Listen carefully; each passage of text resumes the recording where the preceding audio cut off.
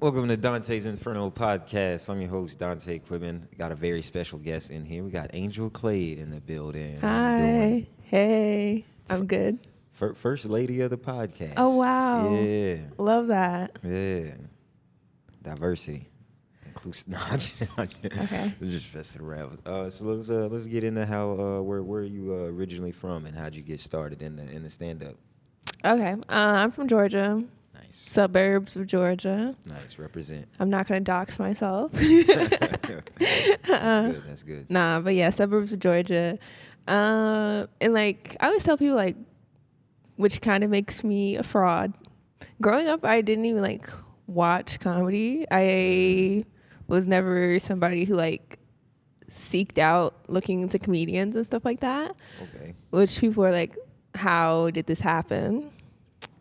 But I guess also in the same vein, you're always consuming comedy, like especially through, we were talking about black movies before this, like most black movies have humorous elements. Mm-hmm. And, you know, I my favorite genre is rom-coms, so most it's of them comedy. Stand-up comedians in them too, so Yeah. it's like even then you're still absorbing it. Yeah, so you see it, and then you just grow up around funny people. My whole family is funny. Nice. What was some of your favorite rom-coms coming up that you watched? Love Rosie. Say that one again. Love Rosie. It's my favorite. Rosie? Yeah, favorite rom-com of all I don't even know time. if I've seen that. Yeah, a lot of people haven't. It's like childhood besties, and then they get separated, and they come back together, and then it's happy ending. Yeah, Check it out. yeah. But getting into comedy, I started comedy in grad school. Nice. Because I went to go watch an open mic, and the guys, this was in Athens, Georgia, which no shade, no tea. No shade, no tea to Athens. I mean, I guess so, whatever. I love Athens. Okay. I'm trying not to hurt feelings. I'm not hurting feelings. Okay, I went to the open Dante's mic. Inferno's podcast. I don't give a fuck about people. No, I'm just playing. No, that's fair. I'm just messing with you. No. Yeah. I'm just talking. I mean, but it was an open mic, and we know how we treat open mics. I know how I treat open mics. I went to open mic just to watch it as like a consumer. Yeah. And then the guys were going up there, and I was like, I think I can do this. Like, it doesn't seem too crazy, you know? Like, and so literally wrote a script, practiced it, and the next week I went up, and since then, been doing comedy. Gotcha. How long is that now? Like 2.5 years. Same. Yeah, nice. Yeah, so cool. Heck yeah. Yeah. Yeah, nice. Same. About the same amount of time. No, that's a good. I feel like that's how you all get. That's how you get started. Like you see somebody somewhere, and you're like, I can do better than that. That's just the little comedian, the little narcissist in you. You know? Yeah. I can do better than that. Probably can though. You know, you go to open mic. It's some rough stuff at open mic sometimes. Yeah, and did do better than that. Nice. That's good. Showed them up. Athens is a good town though. That's a good town to do stand up in. Is that where you like were?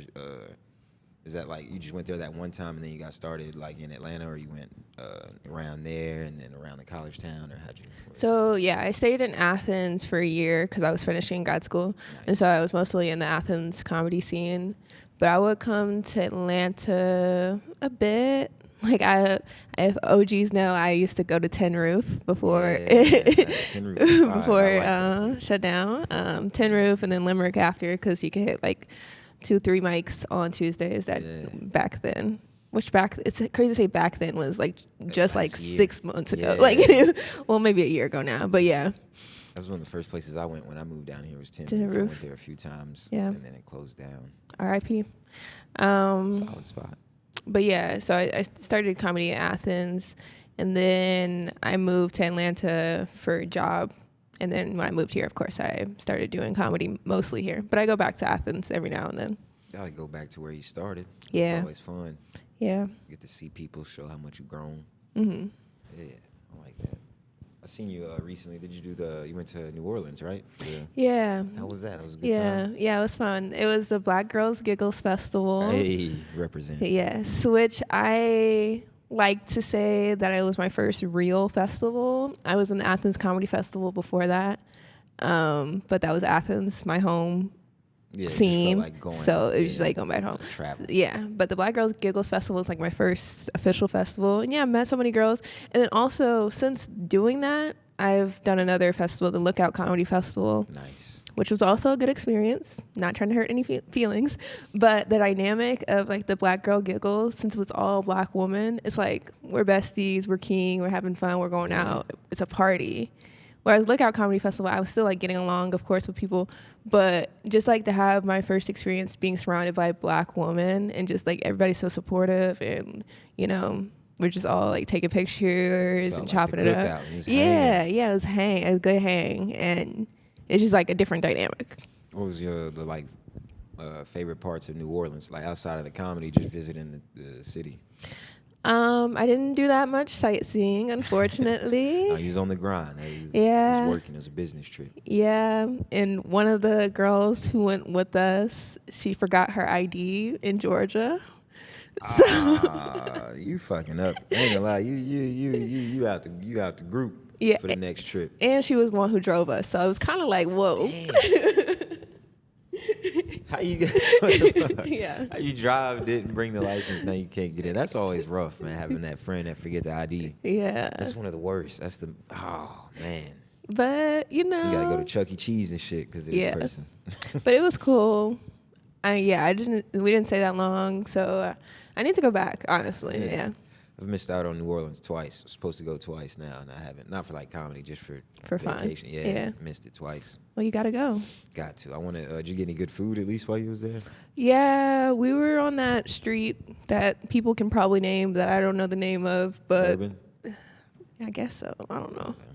Yeah, but we ate some gumbo and stuff. Nice. Yeah, it was good. You gotta get them beignets. You ain't get no beignets? Yeah, beignets. Yes. Yeah. That was up. Where's I know you also like produce some shows in Atlanta, right? You produce a few here and there. You get in there. One currently. That's it. That's a teaser. One currently. Y'all listen. You want to name drop the, you know what I'm saying? Drop the flex on the show a little bit. Drop the show. Just the mozzarella mic. Just the mozzarella mic. Nah, the mozzarella mic at Rocky Mountain Pizza every second and fourth Wednesday. It's a good time. We have like stage cards where we have everybody's name and Instagram on the screen. We try to make it a pretty inviting environment. There's pre-sign-ups so that you can, if you're a comedian, you can get multiple mics in by pre-signing up. We have like an 8 to 9 spot and a 9 to 10 spot.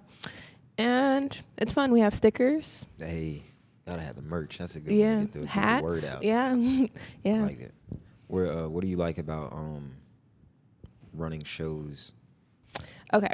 I love...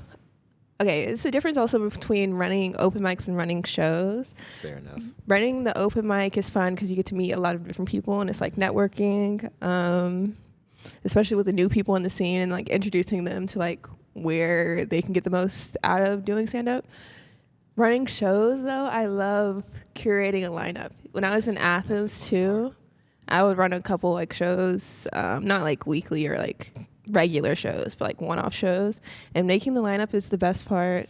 And also like the marketing, like posting up flyers, inviting people, handing out stuff, especially in Athens. I haven't done like much like handing out flyers here, but handing out flyers in Athens, like weekend, just walking downtown Athens, so fun. Just get to talk to people. It's fun to have a good like I got a like a good experience of that in Philly with like the flyers things, but like it's kind of different down here, like in the suburb area, or maybe like I don't know, around in Alpharetta, because it's just different. People look at you different. I was out here trying to hand out flyers. What is that?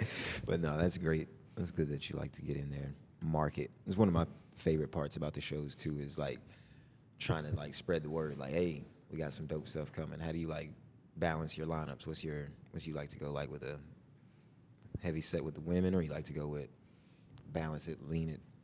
I like not heavily woman. As a woman, I hate to say that, but it's not okay. I do try to have a diverse panel, at least one woman, but also I'm always about having the best show, the best experience, which is not to say women aren't funny, because women are funny, yes. But just like having a little bit of everybody, represented, but also nothing too off the wall where you have to like completely change your perspective of comedy from one person to another. I don't know if that makes sense, like but you wanted the show to like build and flow together. Yeah. Instead of like having like a bunch of wild different acts like with different styles that don't like. yeah. If it's Gotcha. a if it's like, a book show. Open mics is like, okay, we're going to switch it up. Let's, but book shows or, just like leading to something, Gotcha. So leading to a big act, yeah. So with asking that, then I'll ask like, what do you dislike about like running the open mic? Dislike about running an open mic. Bombs. Nah, I don't mind the bombs. It's whatever. I dislike about running an open mic people's entitlement, other comedians. Like, this is my show. I don't have to give you any stage time if I don't like you. At all. Period. So I think, especially with our pre-sign up, and maybe this is heavy on my mind because it just happened last week. Well, all of our pre-sign up was booked, and usually we have like bucket spots or like spots open or whatever, but like, we were completely booked, like overbooked actually, where we had to cut people's time from 5 minutes to 4 minutes. Yeah. And people showing up the day of like, can I get a spot? No, you can't. It's booked. Yeah. We have a pre-sign up that we post on our stories every single day. So, sorry, babe, it's not happening. Yeah. And people I don't even know, like, badgering me, which is fine. Like, if I was cool with you, maybe I'd slide you a spot. But I don't even know you. You're a stranger to me, new comedian. You can't just get a spot. No. I think it's like some people will think like, all right, so it's like I'm in over here. I'm cool with these people over here. So I'm good everywhere. Yeah, and it's no.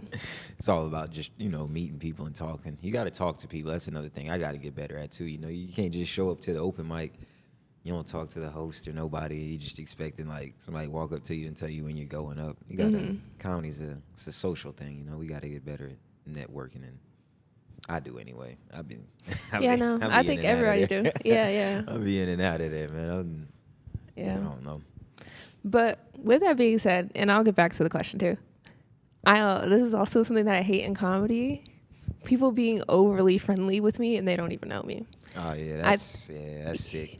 It also, being a woman in comedy, like, people will come up to me and hug me, and I don't even do hugs like that. Like, my family doesn't hug me. So like, when people come up and hug me all the time, I'm like, I don't know you, or like just thinking that because we're all comedians, they can talk shit to me, or like, I love talking shit, but like joking about me or with me in a weird way, I'm all over the place. I haven't talked to anybody today at all, so this is my first time talking. It's all good. This is what the Inferno is all about. But also at open mics, pet peeve, which is, I don't even know if this should be called a pet peeve. People like making sexual comments about me. Like, I'm the host. I will kick crazy. You off right now. Like, what are you saying to me, bro? That's crazy. That's a wild thing to do. The host is the, I don't know, like the rock of the room, like yeah. You gotta, yeah. And people make like sexual jokes on stage about me or my co-host Arma, and it's like, what are we doing? Like, that's one thing I never even thought about that. You just never had to deal with a sexual remark about me on stage. That is rough for y'all. Yeah. But anyways, so I feel like that's what makes y'all gives y'all the thicker skin though. Yeah, we got to. Better, better stand-up comedians. Like y'all got to deal with a lot more shit. Mm-hmm. In Definitely. terms of that. You ever had to you ever had any heckle moments on stage, like a heckler? Like making sexual remarks? Yeah. I just meant heckling in general, but that sucks. That's yeah. even worse. I mean, yeah, heckling happens all the time. And then I think also, since some of my jokes are sexual, I do have some sex jokes. Oh yeah, you feel like that opens it up. People like think that's the green light, but it's like, no, I am saying this to entertain you, not because I want you to get at me or something. Like, I don't know. So I am kind of like trying to shift how I'm writing jokes, and that's just it's not just because of hecklers or whatever, but also, it's always good to like stretch yourself. Growth. Yeah. I try to stay. I've been trying to get I feel like I get what you're saying. Like you feel like a lot of your jokes get to one topic, so you want to start doing these other topics Yeah. and stuff. Yeah, I feel like that's like me with like race jokes. They come to me easier Easy. though. Yeah. Exactly. Yeah. I feel what you're saying though, because I'll do some shows where it's like I'll do a dark like joke and it's like race based or whatever, and then it's like some good old country boy. Hey man, that one was that one was great. You're like, Okay. I didn't want you to. Though? Yeah. Damn. Yeah. No. Yeah. Yeah, never mind. I'm gonna scrap that one. Yeah. I don't even want to do it no more. Yeah. I feel that for real. For real. I don't even want to do it no more. Especially if you're in the deep south somewhere and somebody likes it and you're like, all right, let's get up. Let's switch it up. Yeah. Because that can like train your fan base or audience. Like there was a show in here one time. This dude started doing some Hitler like jokes or some Nazi jokes or something like that. And when somebody in the audience stood up and saluted and did the Heil Hitler, like yelled it, like, even the comedian was like, yo, bro, you're fucking wild. Yeah, that's not allowed. allowed. Yeah, you gotta go. You gotta get up out of here.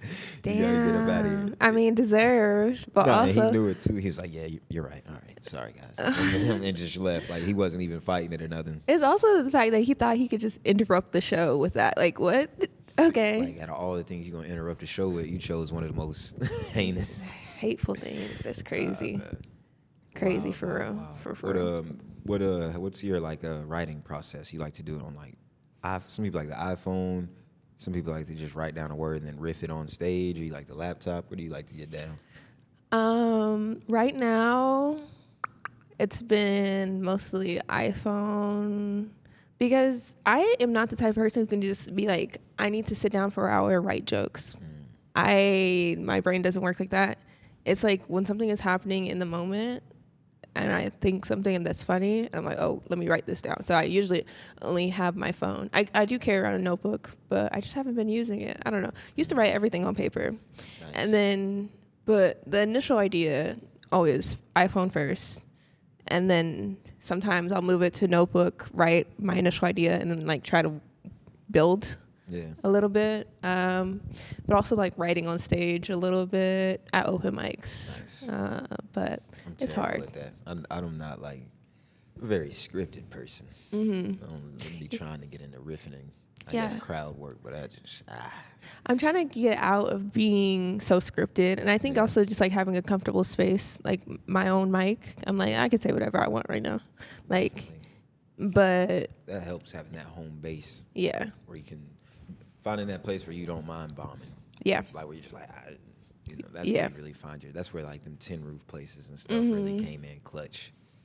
Have you been over to the new spot, the Dark Horse Tavern? Yeah, I went the first time. Yeah, that place is nice. I like the setup. Man. Yeah, There was a lot of comedians are talking about it at Laugh and Skull all over. Just like there's a lot of mic running that like the downturn of the mics where it's like they're all going away, but they all pop back up eventually. Hopefully. Yeah, hopefully. Yeah, hopefully. We need a place to be depressed. But I know a couple people are working, so y'all look out. 2026, people are trying to find rooms. I know most definitely at least 3 people who are like negotiating with businesses now. So good. That's great. I definitely would like to try. I know it's a commitment though. It is a weekly mic. It is a lot of I'd have to do like a monthly show first. I feel like before I try my hand at a weekly mic. Yeah, it is a lot. Or find a partner, because some days I don't be wanting to do it, and we only do it twice a month, the mozzarella mic. But even then, it's like for the last few, I'm like, I had a long day at work. I don't want to this is my second job basically, so it's like clocking in. To be honest, when I've got the energy for it, I always say this, it sounds weird. Like if I haven't, like you said, like you had a long day and then you got to go do it if you just, ready.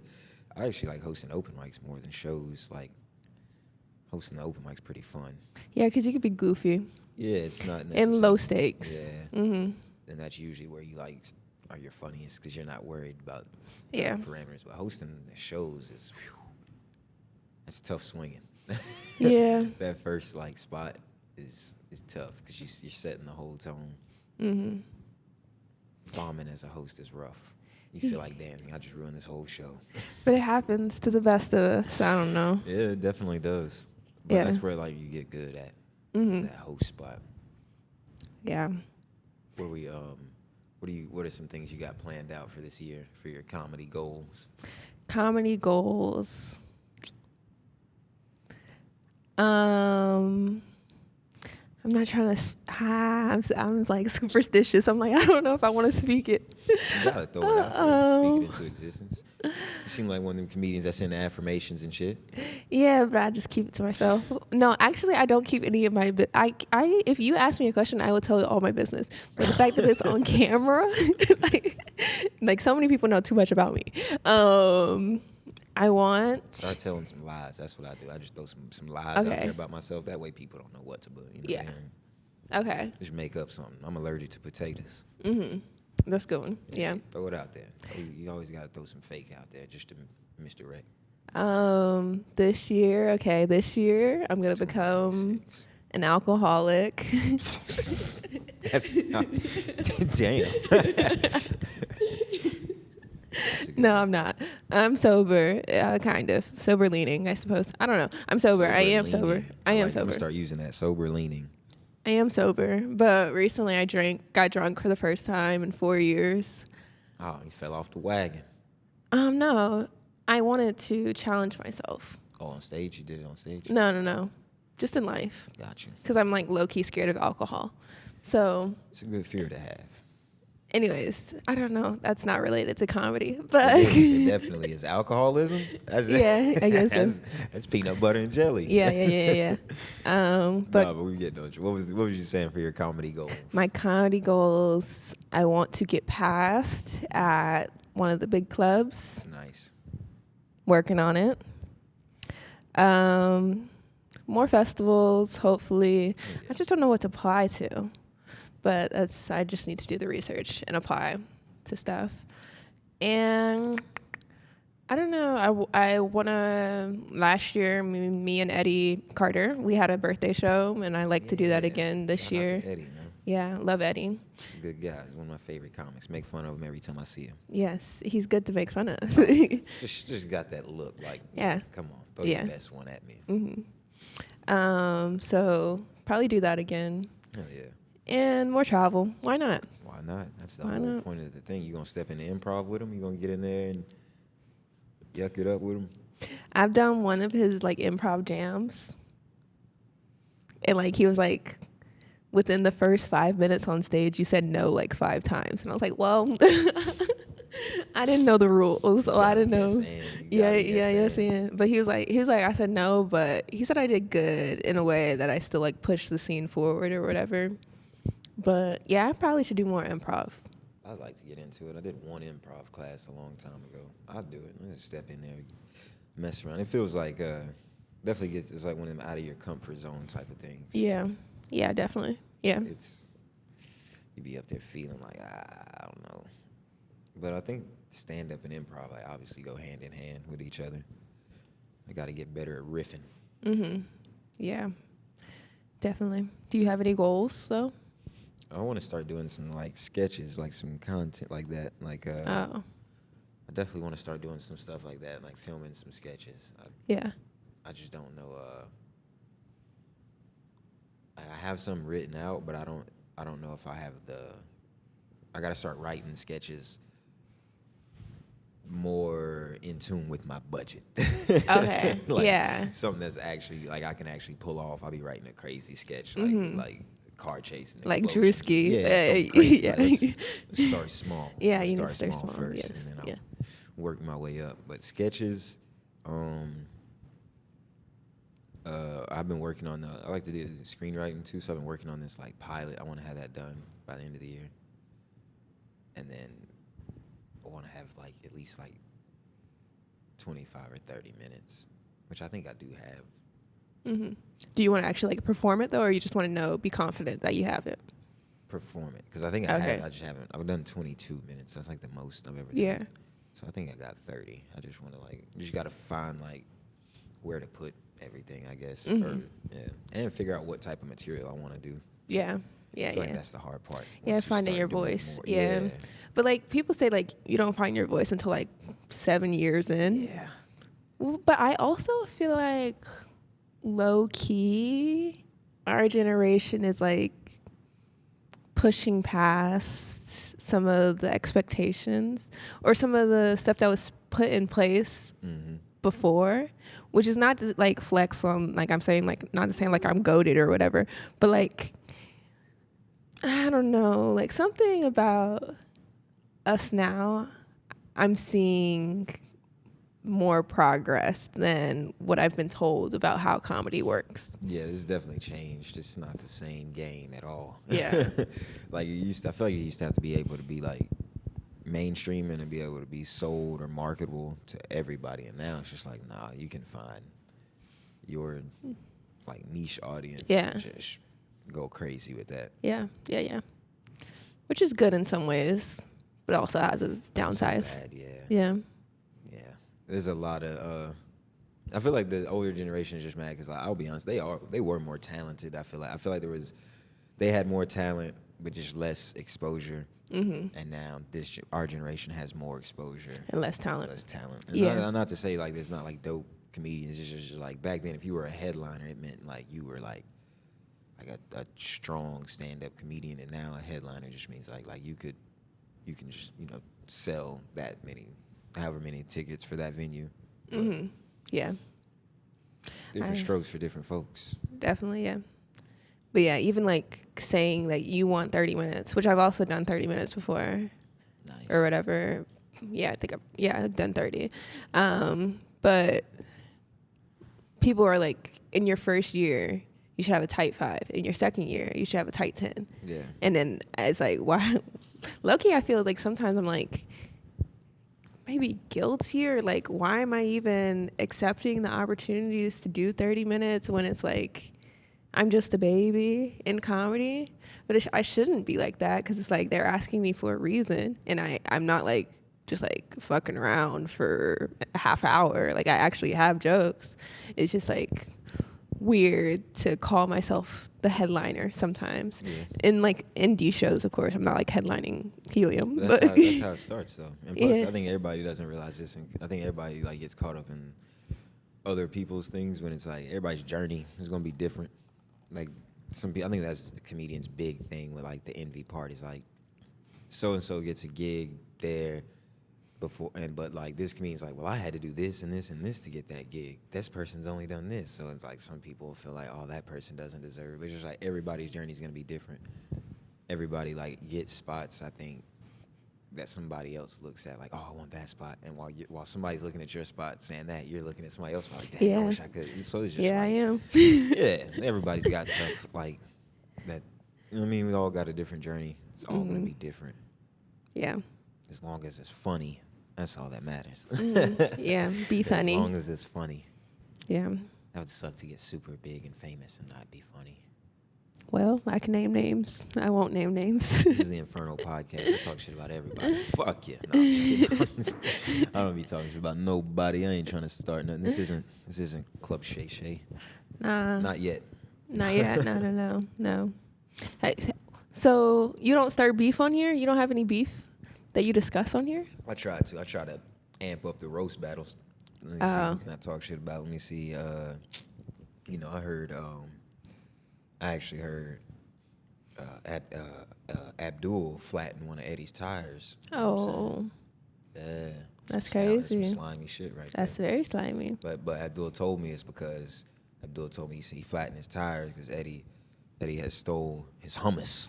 That is out the fridge of his house, so it's fair game. That is fair game. April 1st, Dante's Inferno. Come watch.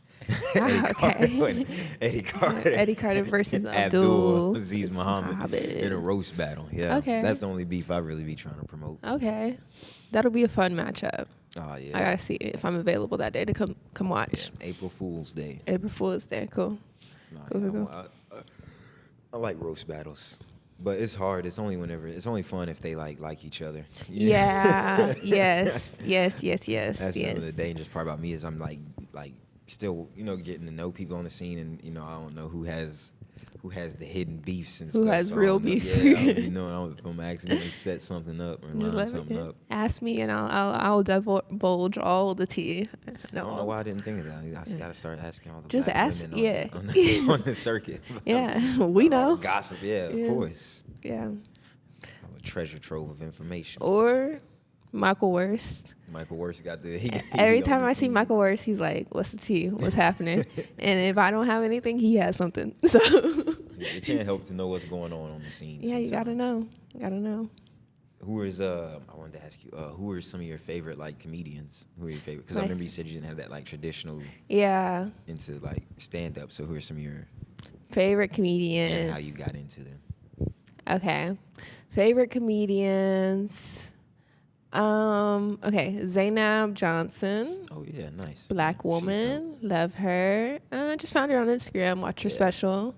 Then I seen her at City Winery. She's so sweet, very nice, and I think she's funny. And the way that she writes jokes is inspiring to me. It's very different than how I write. I'm gonna check her out. And it's about like normal things. That's when you're killing, when you do the simple, just everyday things to make it super funny. Yeah, I love that. Yeah. Goes.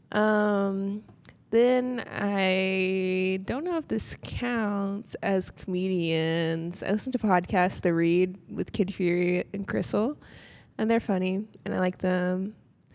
And then I also listen to, I don't know how to say his last name. Every time people mispronounce his last name too, he's like, that's not how you say it. Caleb Heron. He also has a podcast called So True. I don't think I've heard of him. But he's really funny, and I like his stand-up as well. Gotcha. But yeah, those are the main people that I look up to. And in the scene, Atlanta, because I get a lot of inspiration from people here, because honestly, I do not watch... Like big names? Yeah, I'm sorry. I'm a fraud. I started the episode saying that I'm a fraud. Like a fraud. I don't know. Nah. You get your comedy inspiration from wherever it sparks. Yeah, so people here inspire me. Like Lauren Knight, I think she's the funniest person every single time I see her. And yeah, just like super inspired by her. And my boy Eddie, always the way that Eddie writes and his dedication to rewriting jokes and stuff like that. And Sherry too. Both of them like Sherry. Props to like how they write. And they really, really care about like joke structure. And then it makes me want to like actually learn the scientific reasons that a joke hits, you know? Yeah, those people are inspiring to me. That's good. That's good. I like that. That's good. I like Atlanta. Y'all are real, like, y'all had the real, this scene has a real, like, you know, like everybody kind of. Closeness? Yeah. Even if they don't like each other. Yeah. we are fake to each other. Southern hospitality, I suppose. Definitely. Yeah. Oh, I was about to say something. I forgot. Ah, damn. I was just talking about the comedians on the scene.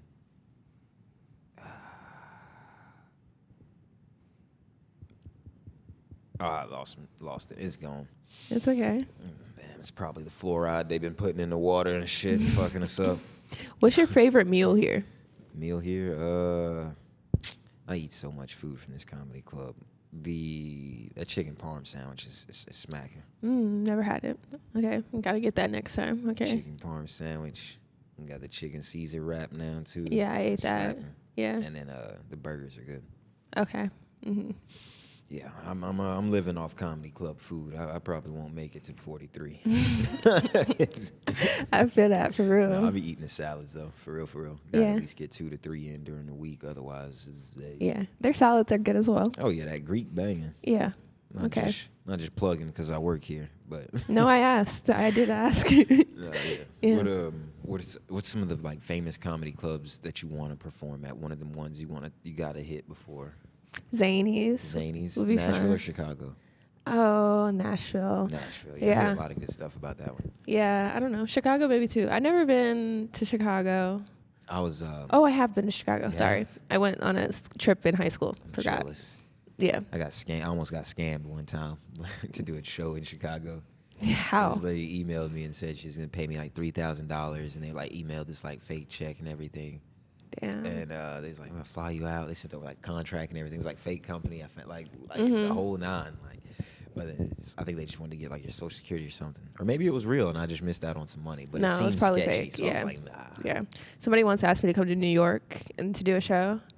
And they were like, I don't know how much they were gonna pay me. But then I was like, but I'm in Georgia, so are you gonna pay for my flight? And then he responded, I have family in Georgia. They drive to New York all the time. Oh, no, that's I'm not crazy. driving to New York. Nah, that's a rough one. No. That's a long one. No, I have. Like, I've been driven to Delaware, which I think is 12 hours. But I'm not going to drive to New York just for your show. Like, no. That's a long drive. Yeah. Oh, I remember what I was going to say about Nashville. I almost went to Zany's. We went up there thinking we was going to do open mic, but they don't have their open mic going right now. So we drove all the way up there, and they didn't have an open mic. But as we were like walking, we were like looking at the club about to cross the street. Some guys stepped out of out the bar across the street and like, hey guys, we got open mic comedy tonight. You guys come on in here.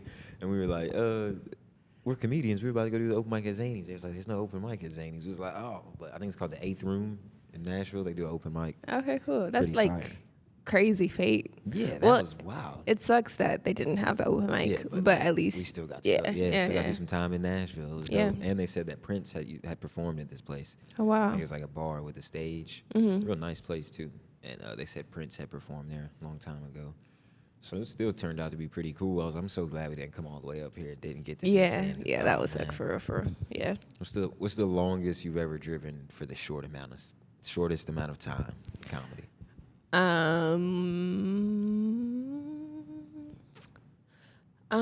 I really haven't done much. I don't know, like the festivals. Okay, I was gonna drive to Chattanooga, which is not that far, like an hour and a half. Okay. For 11-minute spot, which is crazy that it was 11 minutes and not 10 or 12. That's such a weird number. Yeah, but that's not that far. An hour and a half for 11 minutes. I would have done that. Who's doing 11 minutes I out don't. here? That's crazy. I don't know. But then I also happened to like just reach out to the club up there, the Comedy Catch, and I got a guest spot on a show that same day. So then it was like I was doing like 15 minutes total, which is Not bad. not bad. I've done some goofy stuff. I gotta stop doing it. Yeah. I've driven really far. I used to drive from North Carolina to come do Laughing School. Oh, that's crazy. Turn around and go back. No. 3 hours down and No, it's 3 not hours worth back it. for the 4 minutes. I think it's also Atlanta has a lot of good mics. Well, they did. Yeah. I mean, but still, yeah. But so I don't have to do. And me being a fraud again. I'm not about the grind set that bad. I really am not. I be taking days off. I prioritize my sleep. Yeah, everybody Like, does. yeah. So it's not worth it. No. It's part of it though. You do like what was that one? That was for the Nashville one. That was like 4 hours for 4 or 5 minutes. I feel bad too. I apologize. We ran the light. We was like, fuck it. Yeah, We no. was like, We're we out of drove all the town. way. Yeah, we're out of There was town. like- Give me some there was time. There was Yeah. like 8 people in that motherfucker. Most of them was comics. Yeah. We ran the light. I shouldn't have did it, but we did. No, you should. You deserve. Yeah. That shit was rough. But it was fun though. I had a great time. And then I think the other one was drove to probably like 4 hours for one of the don't tells for 10 minutes. Mm. But that's about it. I ain't gonna lie. I think it's because like I have family who are truck drivers out, and we did a lot of road trips growing up. I'll hit that road. But now I gotta like get better, like not just driving for one spot. Maybe get like multiple. line you Yeah. set up planning. That's what I'm trying to do. I gotta get better at planning. Mm-hmm. Yeah. If Planning out the dates. I am gonna drive far, I'm trying to get multiple spots. Yeah. Yeah. But usually I just like align. I haven't done much, but align my trips with comedy. Oh, yeah. So like I was going to Alabama for a work conference, and I was like, okay, since I'm in Alabama, let's hit up some mics. Let's hit up some mics. But- You found mics in Alabama? Mhm. How was it? That's a crazy face. I mean, they're open mics. They're open mics. Yeah. And yeah, it was in Huntsville, which I don't, it's fine. But I think Birmingham has better opportunities. All right. I might try to go out there this year to Birmingham and see what they got going. Yeah, you it's should. just tough because, you know, like in the South, Atlanta's like the bigger thing. Like, so it's like anytime you're going away, you kind of feel like, But at the same time, those smaller towns, man, it's fun doing those shows. They get into it. Like Yeah, it is. Those crowds, they be rocking because they don't Yeah. they don't have that much Yeah, because They they ain't don't step got out that much. anything else. Yeah. Yeah. They make you feel like a rock star for the Yeah. night. Yeah. What is your or no, I like doing the worst. What was your worst moment on stage as a comedian so far? Worst moment on stage. Maybe here when I hosted here just a couple weekends ago. No, it wasn't that bad. It was pretty bad. Was it bad, like as far as like just like the crowd turnout, or was it just the energy they gave back? It was me. Oh, like, okay, so you just bombed. You ate it. Yeah. Yeah, that sucks. Which is fine. It was a combination of things. It was my first time like being asked to host here in a while, so I guess I was hosting too. I was a little nervous, and then it was like the headliner was late. Not late, but it was like the show was starting in like 10 minutes and they weren't here. So I was like, where are they? Are we gonna start on time? And then the sound guy was like, they showed up like 5 minutes within the show starting, and the sound guy was like, yeah, we're gonna start on time. But like I didn't mentally prepare for starting on time because I was like, the headliner isn't here, so like what are we doing? But then we started on time, and yeah, I just felt off, and then the screen was down, and then the screen went up in the middle of my set, and I was like, wait, do y'all hear that too? And it's like a lot of things. It's tough. But it was fine. It was fine. I got him back in the end. That's good. That's always good whenever you can win it back at the end. Because I get the bomb and I'm out of there.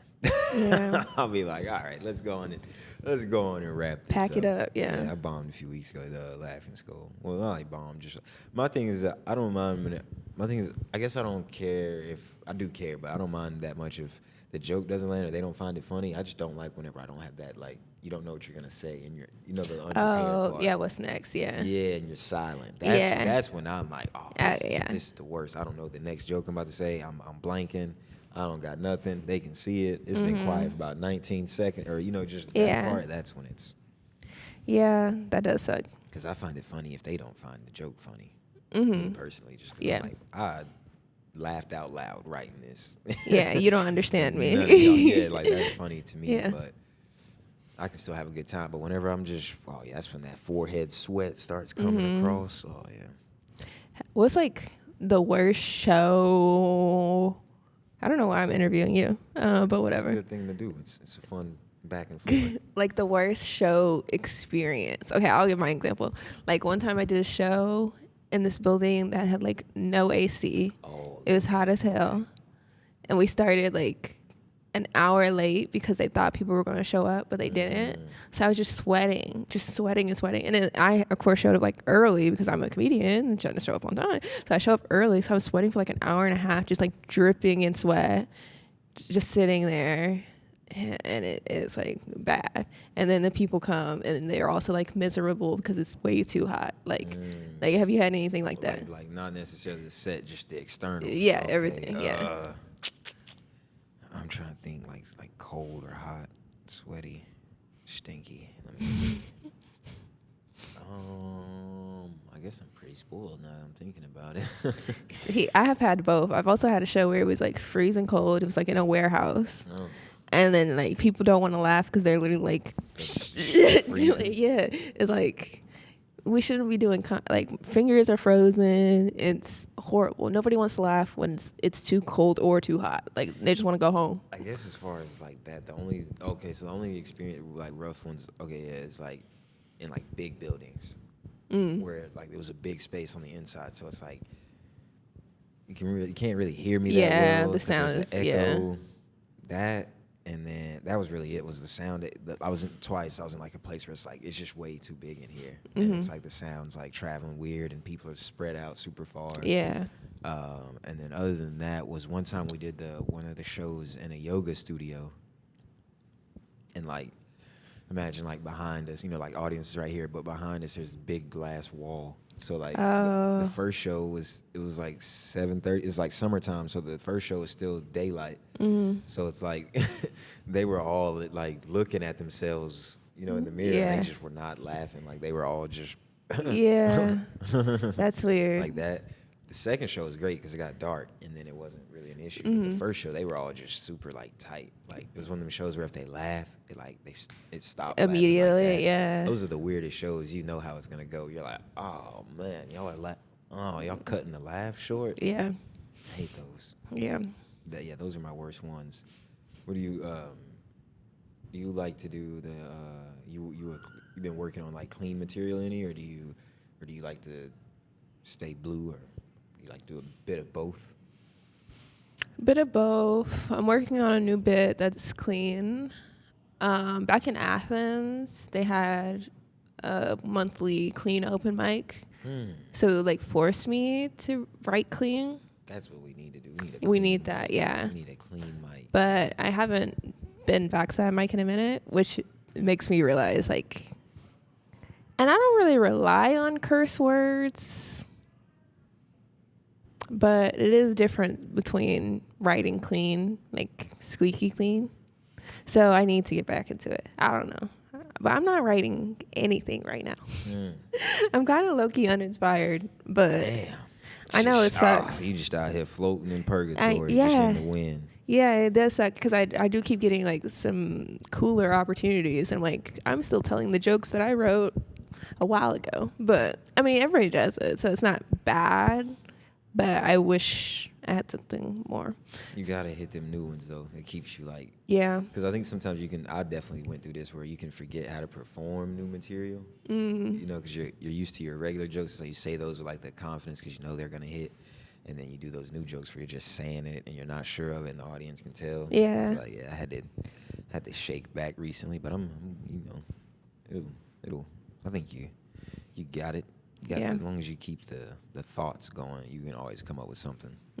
Yeah, I have a couple ideas circling. Yeah, I need to put pen to paper though. What do you like to draw from? Or do you do like the life experiences? Or Life, yeah, mostly.